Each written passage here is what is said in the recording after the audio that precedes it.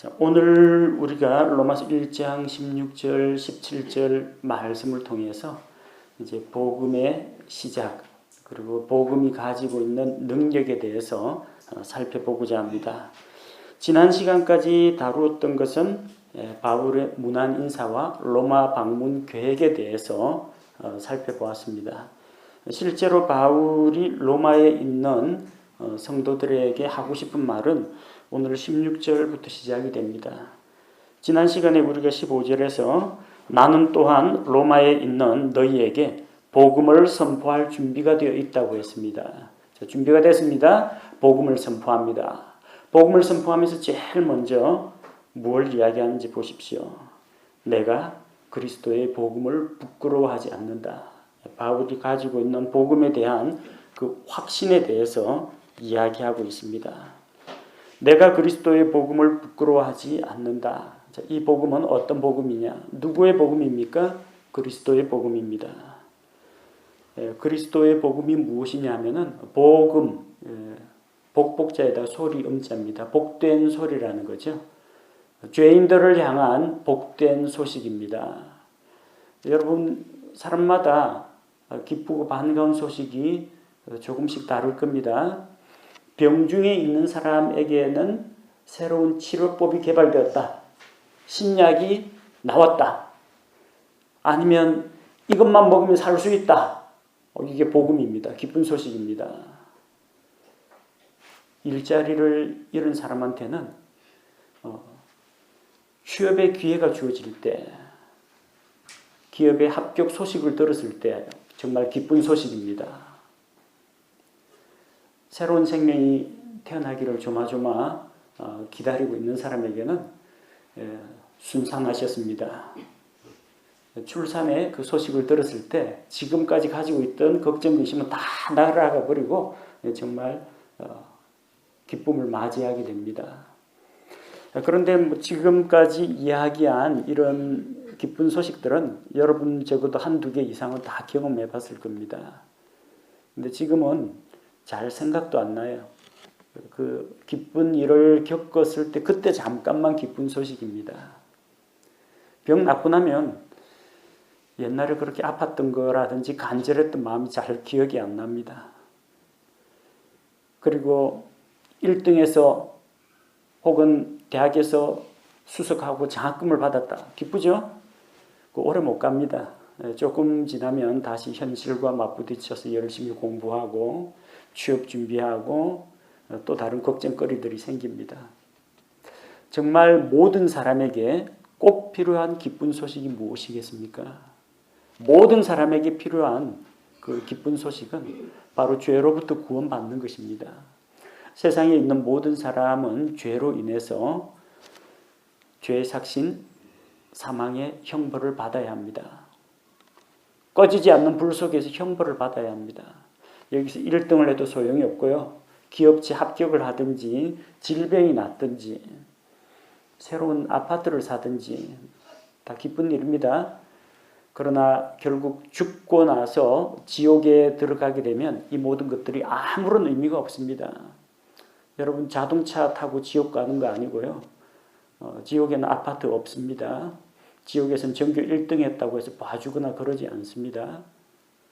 죄인은 이 세상에서 자기가 아무리 좋은 것을 누리고 살았다 하더라도 결국은 죄에 대한 죄값을 치러야 한다는 겁니다. 이게 모든 인류가 안고 있는 가장 심각하고 중요한 문제입니다. 이 기쁜 소식이 뭐겠습니까? 여러분의 죄가 예수 그리스도의 십자가로 용서받을 수 있습니다. 예수님 십자가에서 흘린 피로 여러분의 모든 죄를 사하셨습니다. 이것만큼 기쁜 소식이 없다는 겁니다. 그게 바로 그리스도의 복음입니다. 이 복음은 그리스도의 복음입니다. 이 복음은 하나님께서 이 복음의 근원이 되십니다. 예수 그리스도를 통해서 사람들을 구원할 계획을 세우시고 아들을 세상에 보내서 사람의 몸으로 태어나게 하시고 갈보리 십자가에서 죄인들을 위해 피 흘려 죽게 하시고 죽은 지 사흘 만에 다시 일으키시고 믿는 자들에게 약속하신 성령님을 보내주시고 이 복음의 사역은 하나님의 사역입니다. 그래서 이 복음은 이 복음의 근원이 하나님이시라는 것을 우리가 알 수가 있습니다. 그리고 그리스도의 복음이라고 할 때 그 그리스도의 소유격 조사 의가 붙었죠. 그 소유를 나타냅니다. 누구의 복음요? 이 복음은 소유자가 예수 그리스도라는 것을 말합니다. 예수 그리스도의 복음입니다. 다른 복음이 아닙니다. 오직 예수 그리스도께서 주실 수 있는 기쁜 소식입니다. 어떻게 이 복음이 우리에게 주어졌습니까? 예수 그리스도께서 십자가에서 우리를 대속하심으로 말미암아 우리에게 주어진 놀라운 소식입니다. 복음의 주체, 복음의 소유자가 누구인지 우리는 잘 알아야 됩니다. 예수 그리스도의 복음, 그럼 예수 그리스도의 복음 말고 다른 복음도 있습니까? 다른 복음도 있긴 있습니다. 개역 성경에는 이 구절이 내가 그리스도의 복음을 부끄러워하지 아니하노니가 아니라 내가 복음을 부끄러워하지 아니하노니 그렇게 되어 있습니다. 무슨 복음인지는 안 나와요. 그런데 이 세상에는 그리스도의 복음 말고 다른 복음이 있다는 겁니다. 저주받을 복음이 있다는 겁니다.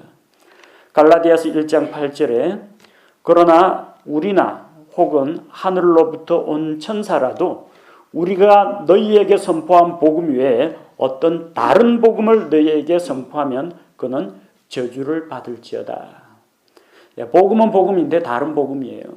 복음은 복음인데 거짓 복음입니다. 복음이라는 이름 들어갔는데 저주받을 복음입니다. 그거 믿으면 저주받습니다. 지옥에 떨어집니다.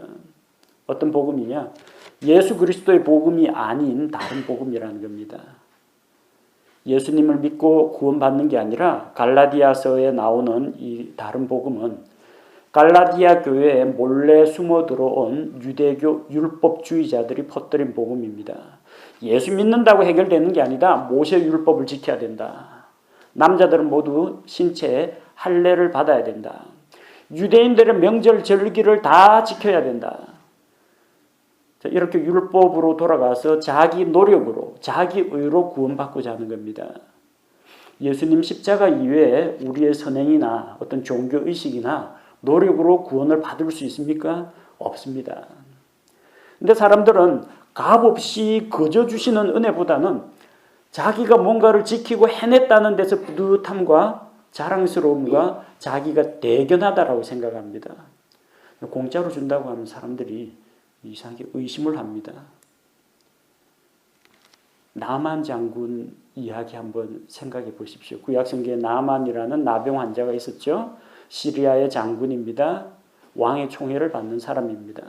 번쩍거리는 갑옷이 그의 나병 흉터를 감싸고 있지만 갑옷 벗고 나면 안에 살은 다 썩어가고 있습니다. 병고침 받기 위해서 엘리사 대언자를 찾아왔습니다. 엘리사는 나오지도 않고 요르단강에 들어가서 7번만 씻으시오. 그렇게 이야기합니다. 힘든 거 아니죠. 목욕은 평소에도 하는데 뭐 한 번 씻으면 어떻고 7번 씻으면 어떻습니까? 할 수 있습니다. 안 해요. 왜? 너무 쉽지 않느냐. 차라리 하나님 앞에서 100일 동안 무릎 꿇고 기도를 하십시오. 하나님을 위해서 성전을 지으시오. 이러면 했을 겁니다. 그것만 하면 정말 될 수 있죠 하면서 자기 시간과 자기 돈과 노력을 투자해서 하려고 합니다. 그리고 나중에 뭐라고 합니까? 내가 이거 마침내 해냈다. 다른 사람은 못한데 나는 해냈다. 그러니까 하나님은 나에 대해서 이제 빚이 있다. 나를 구원해야 된다. 자기 자랑거리가 생긴단 말입니다. 자기 의가 생깁니다. 스스로 뿌듯한 뭔가가 있습니다. 그런데 맥 빠지게 요르단 강물에 들어가서 7번 씻으라면 너무 쉬워요. 화를 내면서 갑니다. 그렇게 씻을 것 같으면 내가 여기 오지도 않는다. 우리나라에 있는 강물이 더 깨끗하다. 가려고 합니다. 부하들 옆에서 말립니다. 장군님 여기 뭐하러 왔습니까? 병 고치러 왔지 않습니까? 대언자가 이거보다 더 힘들고 어려운 일을 시켜도 지금 해야 될 판인데 아니 물에 들어가서 7번 씻는 게 뭐 힘들다고 합니까? 가만 듣고 보니까 그래요. 씻으면 된다는데 옷 훌훌 벗어 던지고 들어가서 7번 들락거리면서 나오니까 진짜 깨끗하게 나왔습니다. 사람들이 쉬운 거는 안 하려고 하고요.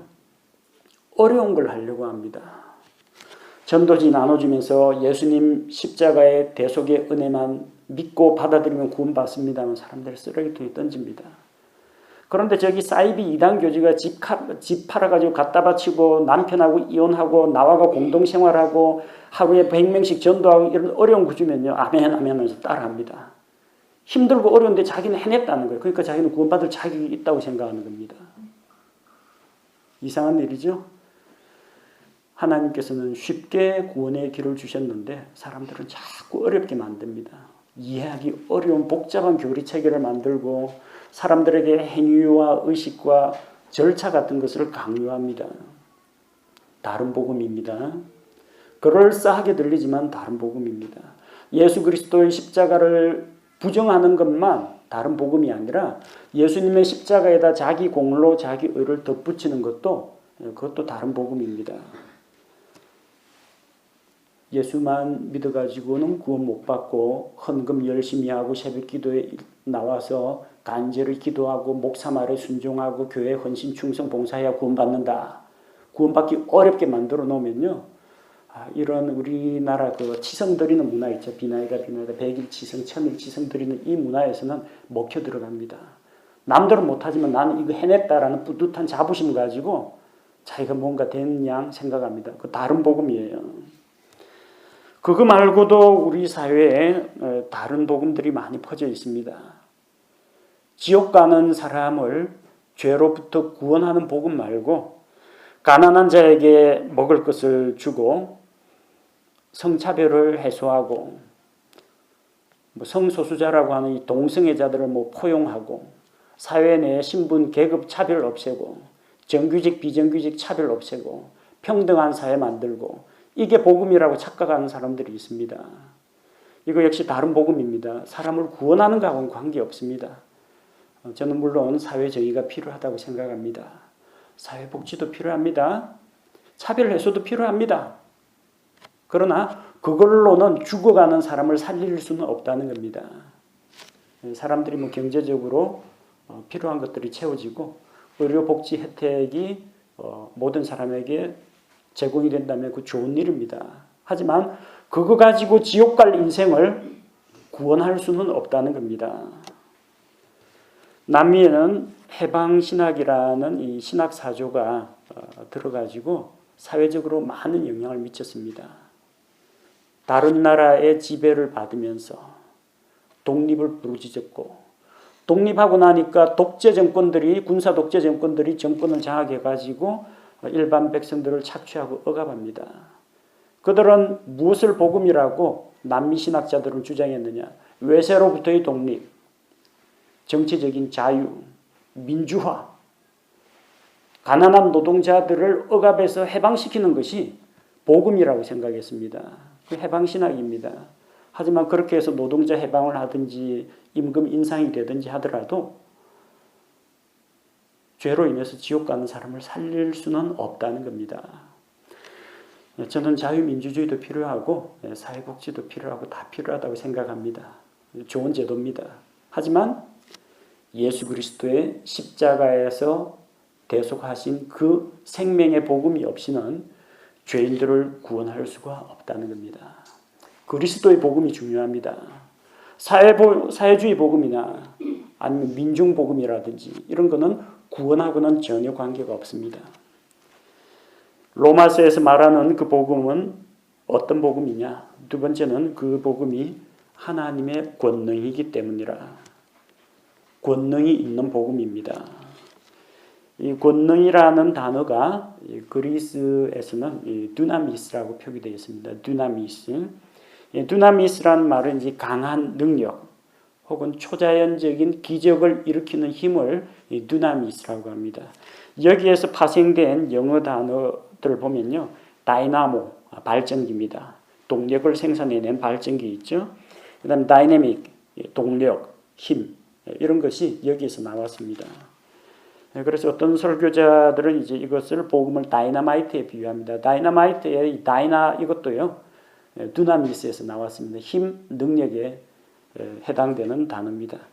네, 복음은 이제 다이너마이트라고 하시면 안 됩니다. 복음은 권능이지. 다이나마이트 뭐 하는 거예요? 저 광산에서 뭐 채석장에서 뭐 파괴할 때 사용하는 겁니다. 전쟁에서 폭발물 이 파괴하고 죽이는 데 사용하는 게 다이너마이트입니다. 복음은 파괴하거나 죽이거나 하는 게 아닙니다. 복음은 살리는 겁니다.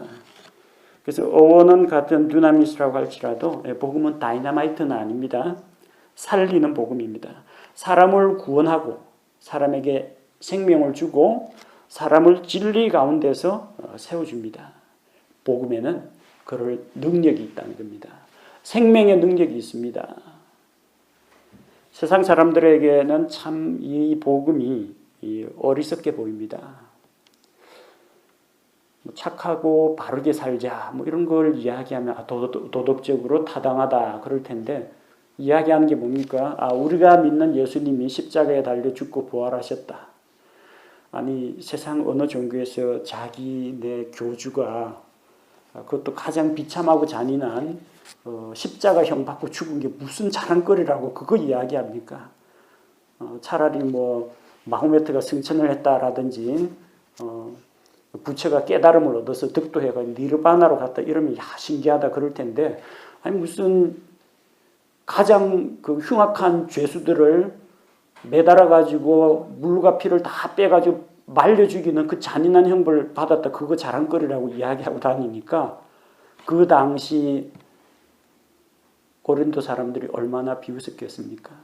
바울이 전하는 복음 예수라는 그 인물에 대해서 전하는데 보니까 이야기 들어보니까 십자가에 달려 죽었다. 그 십자가에 달려 죽은 예수님을 믿어야 한다고 하니까 그들로서는 참 어리석게 보이는 겁니다.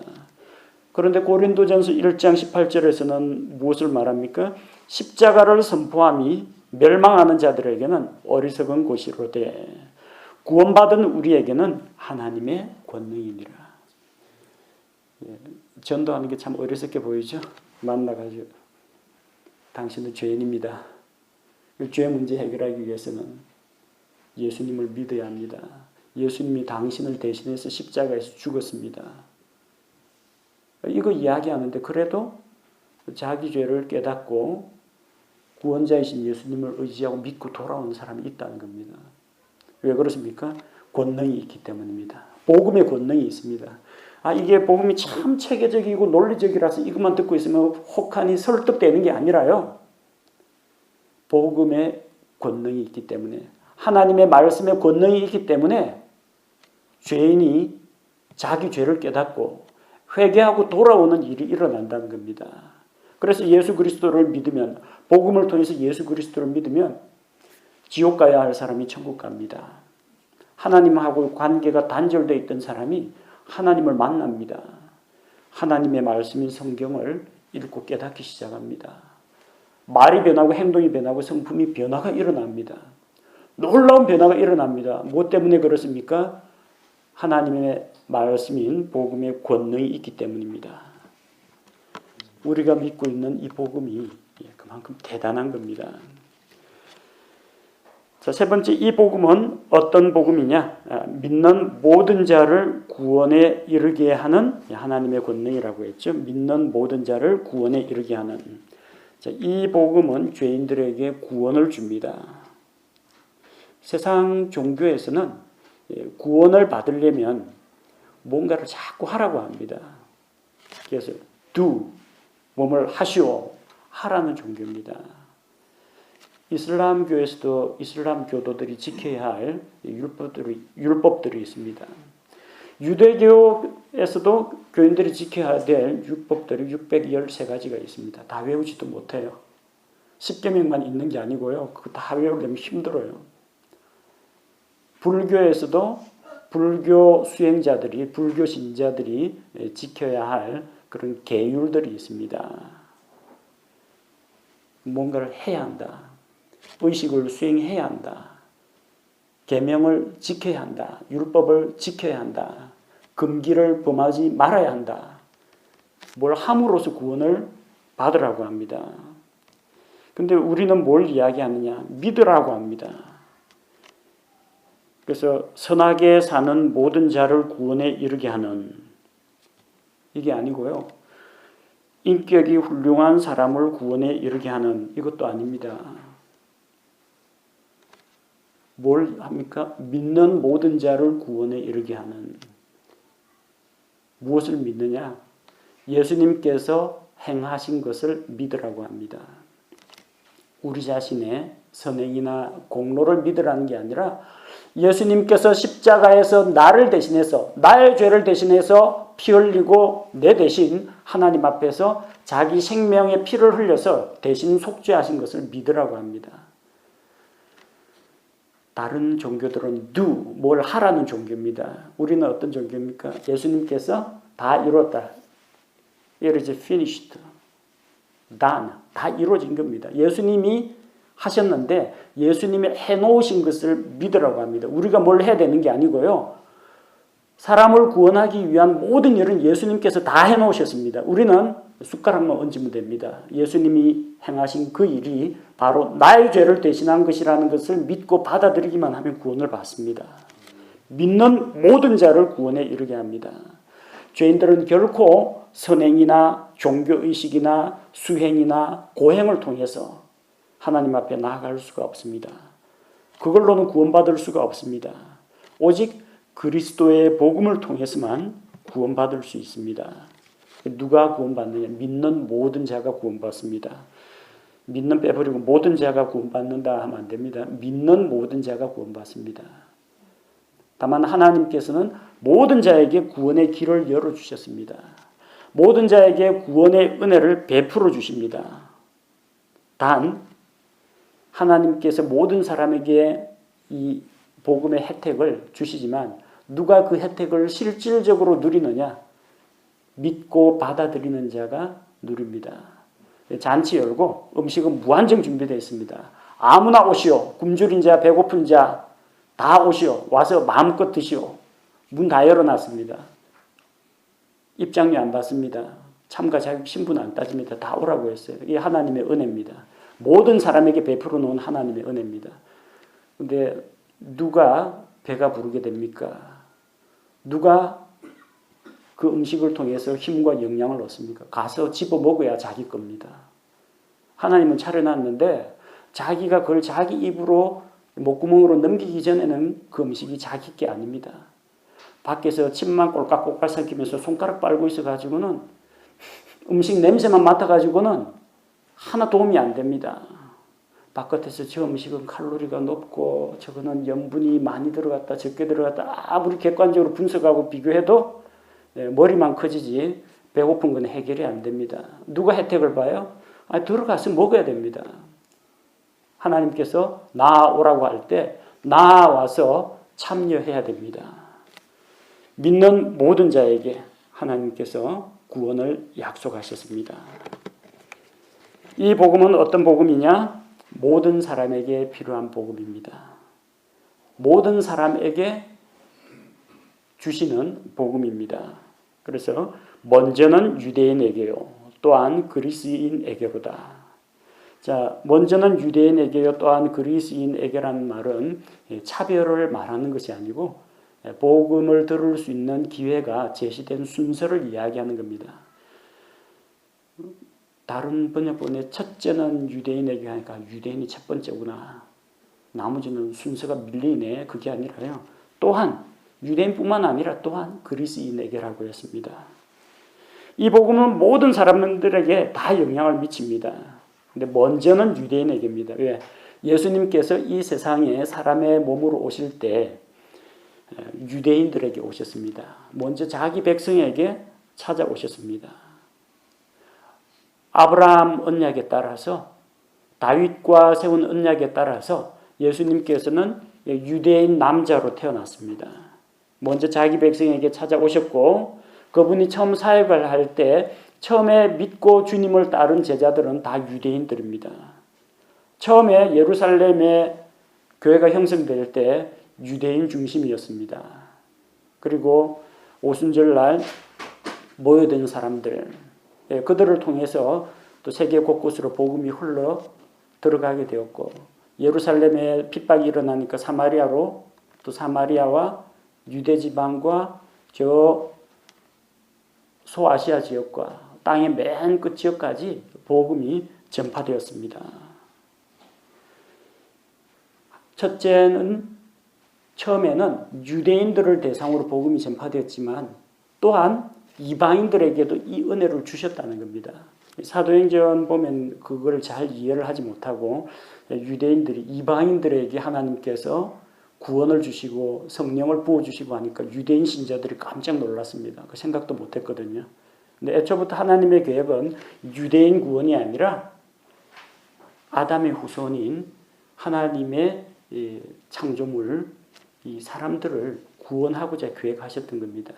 그 방법이 이제 아브라함으로부터 시작해서 아브라함 한 사람을 택하시고 거기에서 이스라엘 민족을 택하시고 그 중에서 다윗의 집안을 택하시고 그 다윗의 가문에서 예수 그리스도가 나게 하시고 그렇게 그 예수 그리스도를 통해서 땅에 있는 모든 가족들이 복을 받게 하셨습니다. 하나님의 은혜는 유대인들로부터 시작이 되었지만 처음에 이방인들에게도 흘러갔고 하나님의 계획은 유대인뿐만 아니라 이방인들도 구원받는 겁니다. 고린도전서 10장 32절에 보면은 이 세상에 있는 사람들을 세 부류로 나눠서 이야기합니다. 유대인들에게나 이방인들에게나 하나님의 교회나 거치는 자가 되지 말라고 했습니다. 그 세 부류가 있어요. 유대인들, 이방인들, 그리고 교회가 있습니다.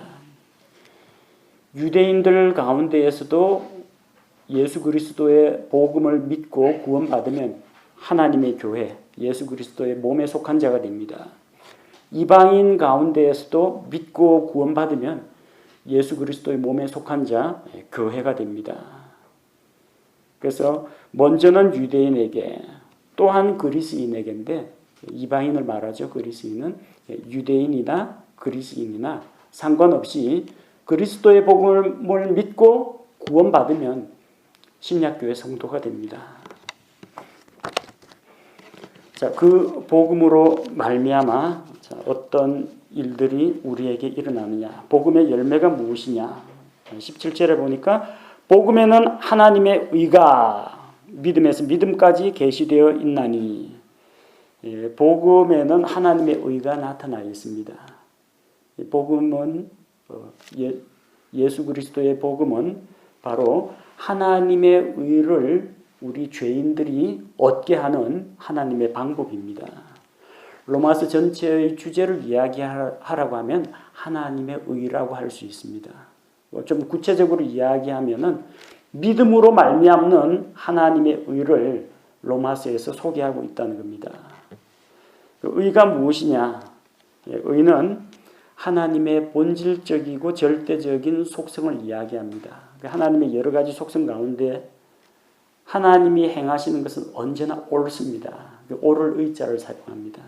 하나님께서 무엇을 생각하거나 계획을 하거나 집행하거나 판단하거나 항상 그 모든 것은 옳다는 겁니다. 죄인들은 먹고 숨쉬는 것 자체가 죄입니다. 왜? 하나님 없이 살아가기 때문에. 하나님을 위해 먹고 마시지 않고 자기의 정욕을 위해서 먹고 마시기 때문에. 죄인들은 일하는 것도 죄고요. 자는 것도 죄고 살아있는 존재 자체가 죄 덩어리입니다. 근데 하나님은 거룩하고 의로우신 분입니다. 아니 거룩하고 의로우신 하나님께서 어떻게 이 죄인들을 의롭다고 부르실 수가 있느냐? 어떻게 죄인을 의롭게 하실 수가 있느냐? 복음으로 말미암아 가능합니다. 하나님의 공의로 말하자면 세상에 있는 죄인들을 한순간에 다 멸망시켜도 아무런 하자가 없습니다. 법은 법대로 집행하기 때문에. 죄인은 죄의 대가로 죽는 것이 마땅하기 때문에. 근데 하나님에게는 그 의의 속성만 있는 게 아니라 뭐가 있어요? 사랑이라는 속성이 있습니다. 긍휼이라는 속성이 있습니다. 오래 참으심이라는 속성이 있습니다. 이건 하나님의 의와 충돌되지 않습니다. 심판을 하시되 심판 중에도 긍휼을 베푸시는 것. 죄에 대해서는 철저하게 응징을 하시되 죄인들에 대해서는 안타깝고 불쌍하게 여기시는 것. 이게 하나님의 속성입니다. 그렇다고 해서 죄인들을 무조건 다 용서해 버리고 아무나 죄 지어도 내가 심판 안 할 테니까 지옥 안 보낼 테니까 알아서 살라고 하면은 하나님의 공의가 무너집니다. 죄인들을 함부로 용서할 수는 없습니다. 그래서 어떤 방법을 사용하셨느냐? 자기 아들 예수 그리스도를 이 세상에 사람의 몸으로 보내시고 예수님께서 십자가에서 우리 죄를 대신해서 피 흘려 죽게 하셨습니다. 죄의 삭은 사망이기 때문에 죄 없으신 예수님께서 죄인들을 대신해서 자기 생명을 버리신 겁니다. 하나님께서는 예수님께서 흘리신 그 의로운 피를 화의 헌물로 받으셨습니다. 그리고 우리 죄를 용서하셨습니다. 여기에는 하나님의 법과 의를 살펴봐도 하자가 없습니다. 죄인들은 무조건 용서한 게 아니라 죄값을 받고 용서해 주는 겁니다. 정부에서 만약에 이제 빚진 사람들 무조건 다 탕감해 준다고 하면은 문제가 되겠죠. 그럼 누가 힘들어서 일하려고 하겠습니까? 전부 다 대출 많이 받고 빚 많이 쌓아놓은 다음에 정부에서 무슨 뭐 햇살론인지 무슨 뭐 대출 탕감 정책 할 때까지 기다리죠. 내 빚은 정부가 갚아라. 그럼 사회가 완전히 엉망이 돼버립니다. 하나님께서 다 무죄방면하지 않았습니다. 죄에 대한 대가는 받으셨습니다. 대가를 우리가 치르는 게 아니라 하나님 편에서 치르셨습니다. 하나님의 아들 예수 그리스도께서 우리 죄에 대한 대가를 대신 지불하셨고 누구든지 그 예수님 십자가에 죽은 것은 바로 나 때문입니다. 하나님 앞에서 저는 죄인입니다. 그런데 예수님이 저 대신해서 죽어주셨다고 했는데 그 빚값 받으셨죠. 그러면 하나님께서 받았다. 그래서 예수님으로부터 너의 죄의 삭을 내가 대신 받았기 때문에 너는 죄에 대한 심판과 형벌을 받지 않는다. 무죄. 우리가 죄가 하나도 없는 존재라는 뜻이 아니고요. 우리가 깨끗하고 거룩하고 의롭다는 뜻이 아니라 이미 죄에 대한 대가를 받았기 때문에 무죄 석방한다. 재판정에서의 무죄 선고를 이야기합니다. 그걸 가리켜서 칭의라고 합니다. 칭의라는 것은 우리의 신분이 한순간에 변화되는 것을 말합니다. 죄인에서 의인이 됩니다. 착하고 의로운 일을 많이 해서 의인이 아니라요. 예수님께서 우리 죄의 빚을 대신 청산하셨기 때문에 하나님께서 우리의 죄를 보지 않으시고 우리 죄를 대신하신 예수님의 의를 보고 우리를 의롭다고 인정하시는 겁니다.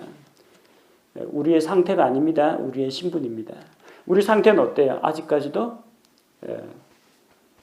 불경건한 모습을 가지고 있습니다. 죄의 유혹에 잘 이끌립니다.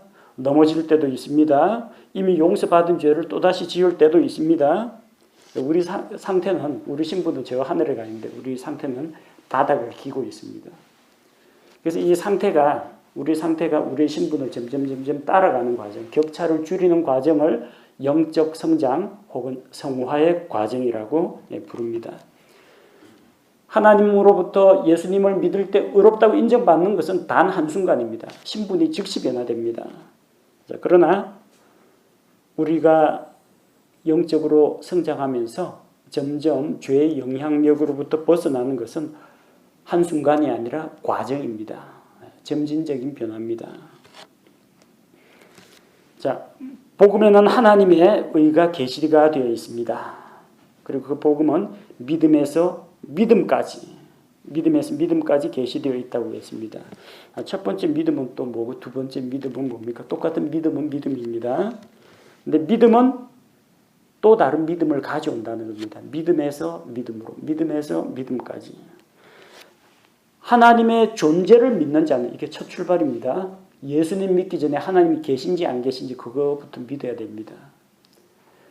하나님의 존재 믿는다면 하나님이 존재한다라는 것을 믿는다면 당신이 만약에 신이 존재한다면 신은 어떤 존재일까요? 물어보면 다 절대자, 조물주, 창조주 이야기합니다.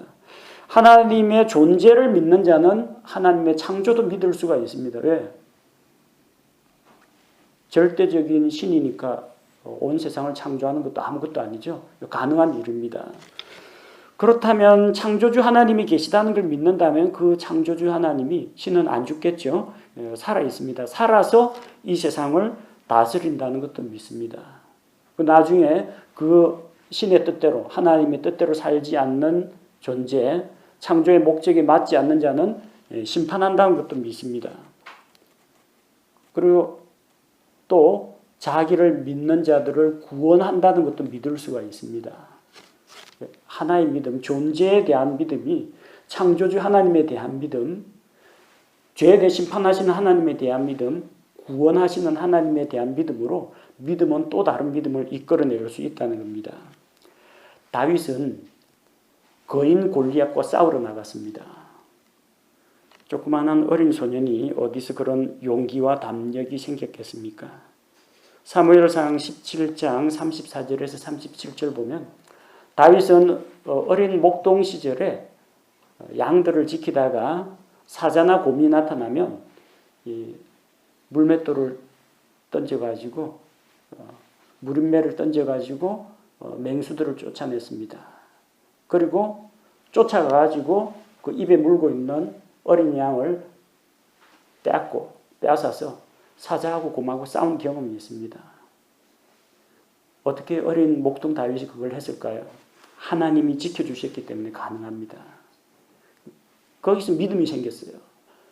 사자와 곰의 손에서 그 이빨에서 나를 건지신 하나님, 그 믿음이 생겼습니다. 골리앗을 대해서 봤을 때 사자와 곰, 맹수의 손에서 나를 지키신 하나님이 이 골리앗으로부터도 나를 지켜주실 것이라는 믿음을 가지고 나아가는 겁니다. 그래서 여러분 초자연적인 믿음, 큰 믿음을 주옵소서 이렇게 하지 마시고요. 일상생활 가운데 조그만 거 하나라도 하나님을 믿고 의지해 보십시오. 그런 작은 경험들이 쌓이면요. 또 믿음은 믿음을 이끌어내기 때문에 그 믿음이 더 큰 믿음으로 발전하게 됩니다. 첫 번째 믿음은 구원받는 믿음을 이야기하는 것이고요.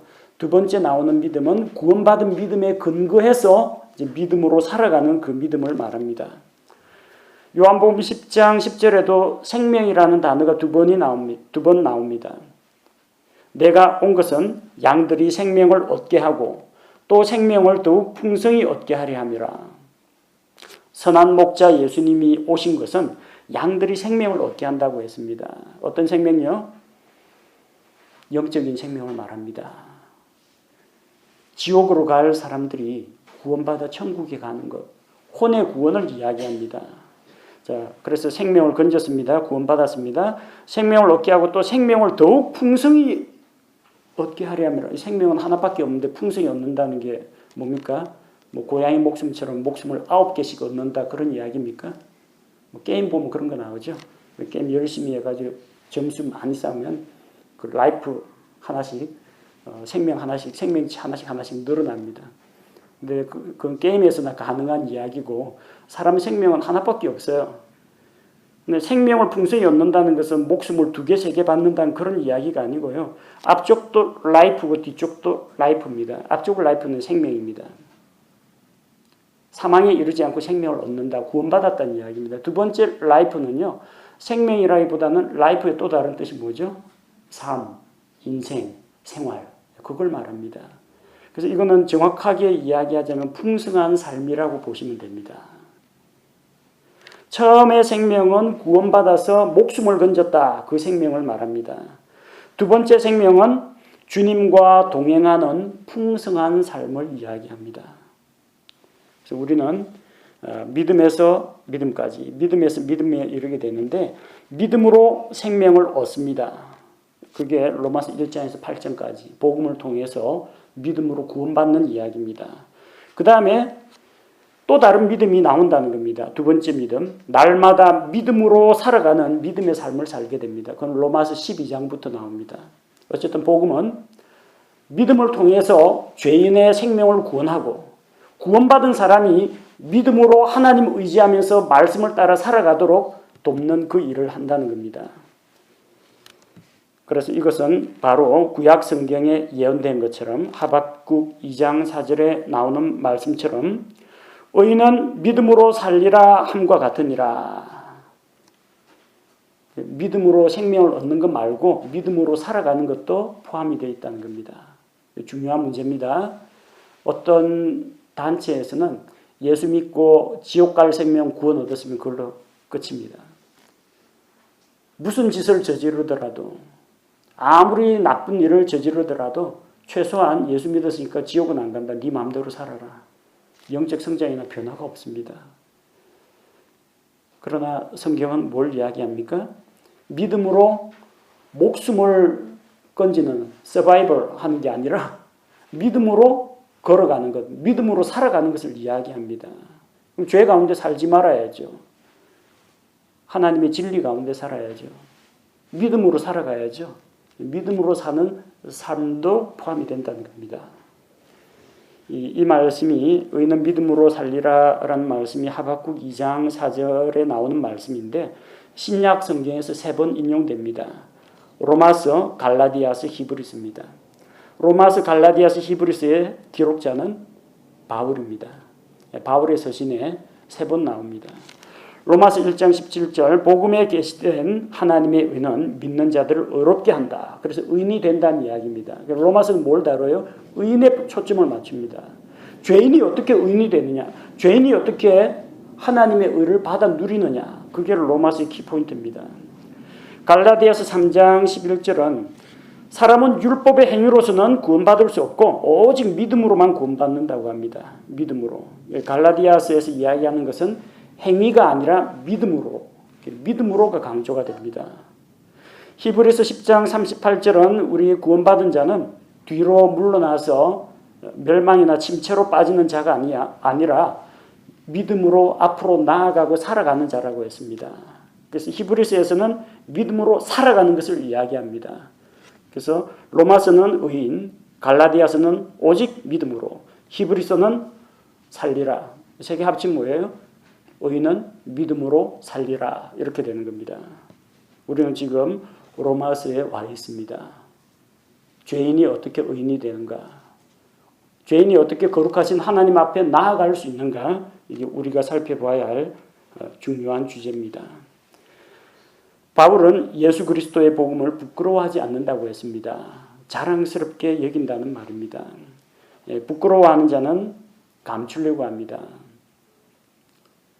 자기 성적표가 초라하면요, 잘 감춥니다. 안 보여주려고 합니다. 친구들한테도 안 보여줍니다. 부모님 도장 몰래 찍어갑니다. 성적표 잘 나온 사람은 친구들 앞에 자랑합니다. 일부러 복도에 흘리고 누가 주워주기를 기다립니다. 자랑하고 싶어서. 자랑스러우면요, 자기 학교 배지, 학교 과잠바 이런 거 입고 다닙니다. 근데 자기 학교가 별로 자랑스럽지 못하다면요, 부끄러워갖고 그거 안 입고 다닙니다. 여러분 복음을 자랑스럽게 여깁니까? 부끄럽게 여깁니까? 부끄럽게 여기는 사람은요, 식당이나 동료 직원들 있을 때는 도시락 놔도 진짜 눈 깜짝할 새에 무슨 기도했는지 하나님 안녕하고 감사 기도하는 게 부끄러우니까 당신 교회 다닙니까? 예수 믿습니까? 사람들 관심 가지면 부끄러워 창피하게 이러는 사람은 전도 못합니다. 왜? 복음을 부끄러워하기 때문에. 근데 내가 예수님 믿는 게 떳떳하고 자랑스럽다. 그런 사람은 아예 탁 해놓고 보란듯이 기도합니다. 여러분 과연 생활 가운데서 예수님 자랑하고 있습니까? 복음 자랑스럽게 여깁니까? 아니면 또 제가 예수쟁이 개독교 해가지고 자기도 모르게 사회적인 시선에 위축돼가지고 부끄럽게 생각합니까? 바울은 자랑스럽게 생각했어요. 왜? 이것은 그리스도의 복음이요. 이것은 하나님의 권능이요. 이것은 죄인들을 구원하는 능력이 있는 것이요. 이 복음은 모든 사람에게 필요한 복음이요. 복음에 대한 확신이 있기 때문입니다. 우리 로마서 공부하면서 복음을 자랑스럽게 여기고 바울처럼 담대하게 복음을 전할 준비가 되어 있는 그런 사람으로 무장되어야겠습니다. 자, 의롭게 되는 것, 영원한 생명을 얻는 것, 예수님을 믿음으로 단 한순간에 이루어집니다. 몇 년 과정 그런 거 아닙니다. 숨 넘어가던 사람도 십자가에 달린 강도도 예수님 믿고 그 즉시 구원받았습니다. 근데 그 의롭게 된 사람이 믿음으로 살아가고 영적으로 성장하고 죄로부터 분리가 되고 거룩한 삶을 지향해 나가는 것은 한순간이 아니라 계속 일평생 지속되는 과정입니다. 우리 신부는 예수 그리스도와 함께 하늘의 자리에 벌써 앉아 있습니다. 하나님 백성입니다. 천국 시민권 벌써 받았습니다. 근데 이 땅에서 살아가는 우리 삶은 보기에 좀 초라해 보일 수가 있습니다. 아직까지 우리가 좀 성별이 안 된 그런 부분이 있습니다. 아직도 모난 성품, 믿는 사람 중에도 얼마든지 그럴 수가 있습니다. 아직도 좀 거룩하지 못한 옛날 습관들 떨쳐버리지 못한 사람이 있을 수가 있습니다. 그런데 장기적으로는 변화되어 가야 합니다. 구원받은 성도는 우리의 신분에 합당하게 살아야 합니다. 예수님을 믿고 생명을 얻었다. 예수님을 믿고 구원받았다. 그게 끝이 아니고요. 믿음에서 믿음까지. 생명을 얻는 것에서 풍성한 삶으로. 믿음으로 구원받았으니 매일매일의 삶도 하나님을 의지하는 가운데 말씀을 따라 믿음으로 살아가는 것이 복음의 진리에 합당한 삶인 것입니다.